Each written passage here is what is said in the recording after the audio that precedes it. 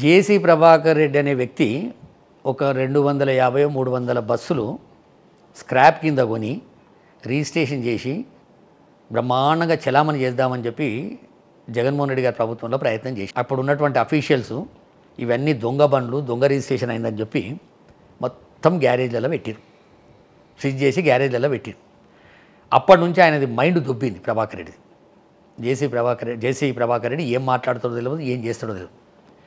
ఇంత పెద్ద గడ్డం పెంచుకుంటాడు, ఎప్పుడు ఎవరితో మాట్లాడతాడో తెలియదు, ఎప్పుడు డ్యాన్స్ చేస్తాడో తెలియదు, ఎప్పుడు అద్దాలు పెడతాడో తెలియదు, ఎప్పుడు ఏం మాట్లాడతాడో తెలియదు. విజయమ్మని తిట్టలే, వాళ్ళ కుటుంబాన్ని తిట్టిండు. ఎవరిని తిట్టినా ఏం చేసినమ్మా, విజయమ్మ ఒక రాష్ట్ర మాజీ ముఖ్యమంత్రి భార్య, ఒక రాష్ట్ర మాజీ ముఖ్యమంత్రి తల్లి, ఒకసారి ఎమ్మెల్యేగా గెలిచిన వ్యక్తి. జేసీ ప్రభాకర్ రెడ్డి వచ్చి విజయమ్మ గారితో మలిసినంత మాత్రానో, జేసీ ప్రభాకర్ రెడ్డి ఈమె మలిసినంత మాత్రాన ఏం కొంపలు మునిగేటి లేవు. ఈమె ప్రధానమంత్రి కాదు, ఆయన ఒక ప్రైమ్ మినిస్టర్ కాదు, ఆయన ఒక ప్రెసిడెంట్ కాదు.